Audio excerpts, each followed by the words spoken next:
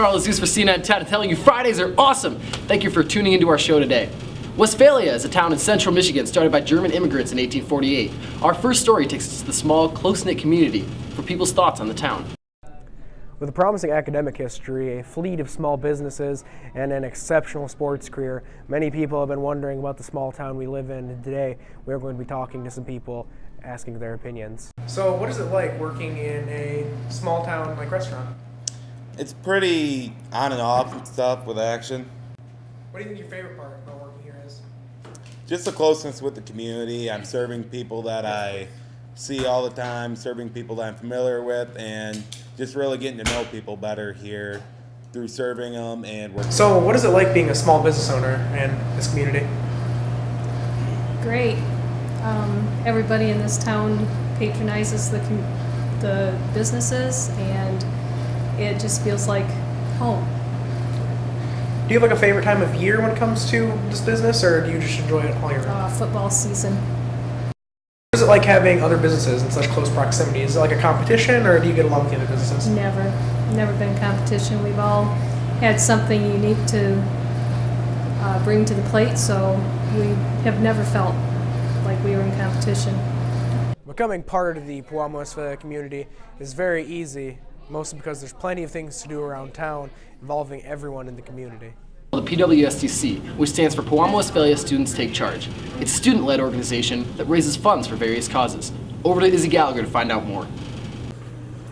Hello. Hi. The goal of PWSTC is to fund underfunded programs in our school, teachers who might need money for supplies, and to help students in need and family members in need in our community. I joined PWSTC because as a sophomore, Michaela Flynn told me that she thought I should join it, so I looked into it and I did.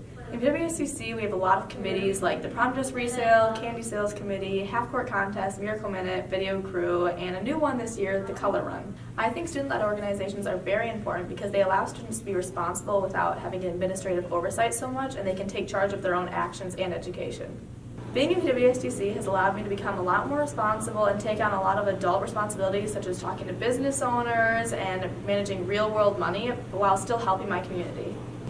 We see commercials and watch TV every day, but the characters aren't the only things that are fake. Turns out there's a lot that goes into tricking you on screen.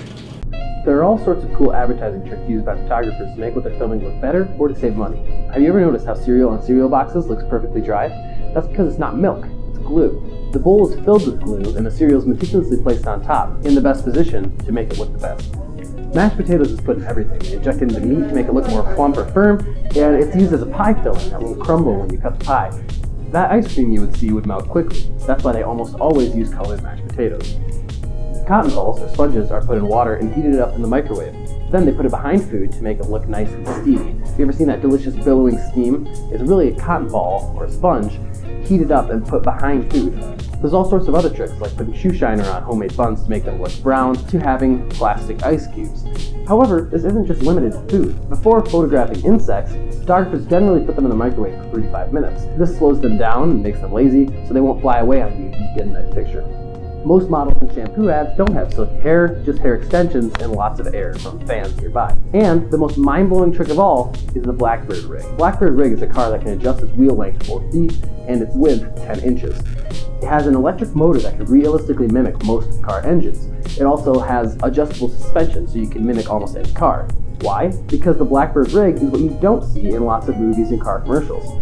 After adjusting the Blackbird to mimic the model you want, the ad is filmed, and a computer-generated car is put on top of it. This way, if a company makes last-minute adjustments to their model, they just update the computer model and don't have to refilm. And of course, there's the one you probably already knew about, green screen, used to put anyone anywhere. Of course, movies these days use tons of green screen. I would say about half the locations of Marvel movies are completely fake. Anyway, there's some cool tricks used by photographers or advertising companies to make food or items look more appealing or cost-efficient, and some that I hope you didn't know about.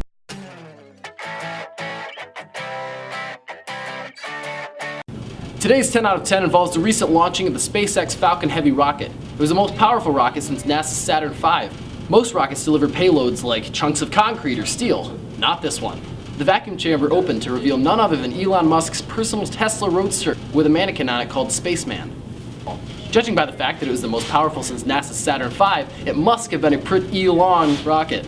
It definitely launched SpaceX into the record books. But let's talk about the Tesla Roadster. It was the first time anyone had ever sent one into space. You could say it was a pretty electric atmosphere. With no negative results, you could say the whole mission went pretty positively. The story was so popular, it seemed to have a magnetic appeal. After all, it was charged with humor and sci-fi. A Tesla Roadster in space? That's what I call sparks flying. I'm Carlos Zeus. Have a great weekend, and we hope to see you back on Monday for See You at 10.